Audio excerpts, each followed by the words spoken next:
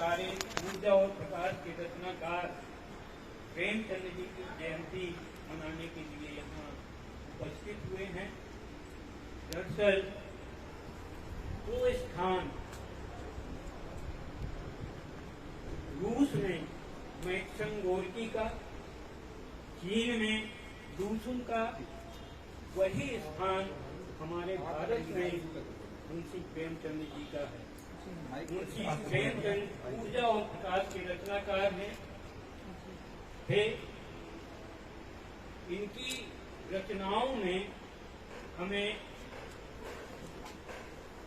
आदर्श, उन्मुख, यथार्थवाद की चेतना निरंतर दिखाई देती है। मुख्य बात तो ये है कि ये बहुत ही सहज, सरल, बोधगम्य शब्दावली का प्रयोग इन्होंने किया है, जो सर्व लोगों के समझ में आसानी से आ जाती है। मैं एक छोटा सा इनके खुददारी से जुड़ा प्रस्तुत कर रहा हूँ। प्रेमचंद जी शिक्षा के क्षेत्र में उन दिनों डिप्टी सेक्रेटरी थे, इंस्पेक्टर थे।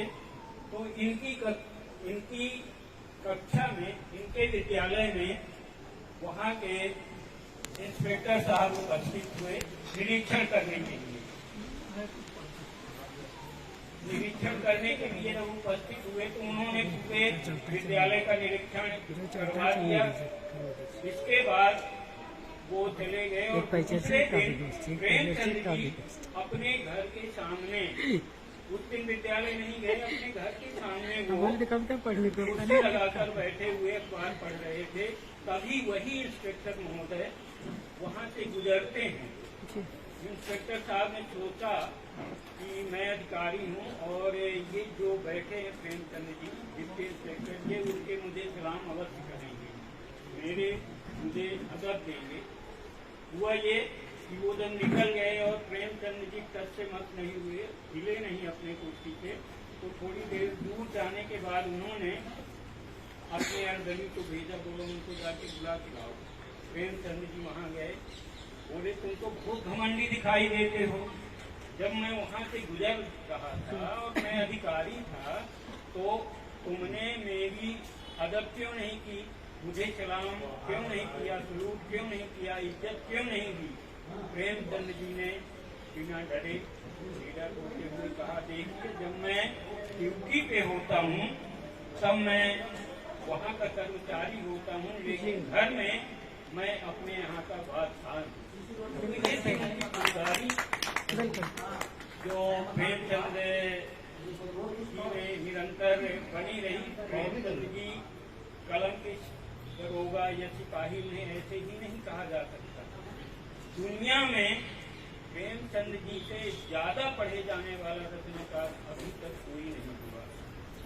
मैंने देखा है कई पुस्तकालय, मैं विदेशों में गया हूँ। मैं अमेरिका में एक आर्लिंगटन इंटरनेशनल हाईएस्ट लाइब्रेरी है, उसमें भारत के सिर्फ 3 लोगों की रचनाएं संग्रहित हैं। नंबर 1 में रविंद्रनाथ टैगोर, दूसरे में विवेकानंद के द्वारा लिखी गई और उनके ऊपर लिखी गई रचनाओं का संग्रह है, और तीसरा प्रेमचंद जी। बढ़िया, प्रेमचंद जी की हैसियत। बहुत बढ़िया। अपना रचना एक पढ़ देता हूँ तो मेरा